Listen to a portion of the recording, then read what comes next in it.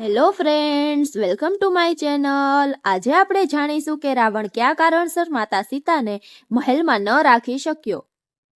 રાવણ પાસે સમૃદ્ધિ ઐશ્વર્યની કોઈ કમી નહોતી, પરંતુ આમ છતાં તે માતા સીતાના અપહરણ બાદ તેને પોતાના મહેલમાં રાખી શક્યો નહીં, જેનું કારણ રાવણ સંહિતામાં જોવા મળે છે. તો ચાલો જાણીએ કારણ.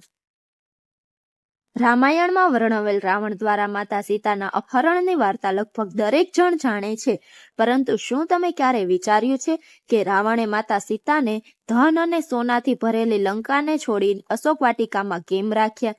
તેનું કારણ રાવણને મળેલો એક શ્રાપ હતો, જેના વિશે આજે અમે તમને જણાવવા જઈ રહ્યા છીએ. રાવણ સંહિતામાં વર્ણવેલ કથા અનુસાર એકવાર રાવણ અપ્સરા રંભાની સુંદરતાથી મોહિત થઈ ગયો અને તેને બળજબરીથી પોતાના મહેલમાં લઈ જવાનો પ્રયાસ કર્યો. ત્યારે રંભાએ કહ્યું કે હું નલ કુબેરની પત્ની છું, તેથી આ બાબતમાં હું તમારી પુત્રવધુ સમાન છું, પરંતુ તેમ છતાં રાવણ ન માન્યો. જ્યારે નલ કુબેરને આ વાતની જાણ થઈ તો તે ખૂબ ગુસ્સે થઈ ગયો.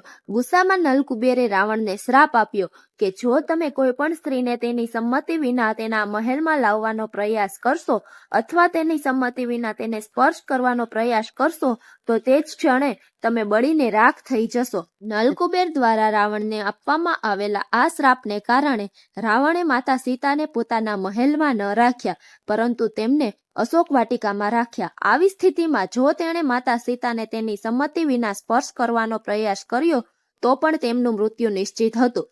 માતા સીતા એક પવિત્રતા સ્ત્રી હતા. આવી સ્થિતિમાં રાવણ જાણતો હતો કે તે રાજી ખુશીથી મહેલમાં રહેવાનું ક્યારેય સ્વીકારશે નહીં. શ્રાપને કારણે તે માતા સીતાની ઈચ્છા વિરુદ્ધ જઈ શક્યો નહીં, તેથી રાવણે માતા સીતાને અશોક વાટિકામાં રાખવાનું યોગ્ય માન્યું. જો તમને માહિતી ગમી હોય તો વિડીયોને લાઇક કરીને મિત્રો સાથે શેર કરજો અને ચેનલને સબસ્ક્રાઇબ કરી ઓલ નોટિફિકેશન બેલ ઓન કરો, જેથી આવનારી નવી વિડીયોની અપડેટ મળતી રહે. ધન્યવાદ મિત્રો.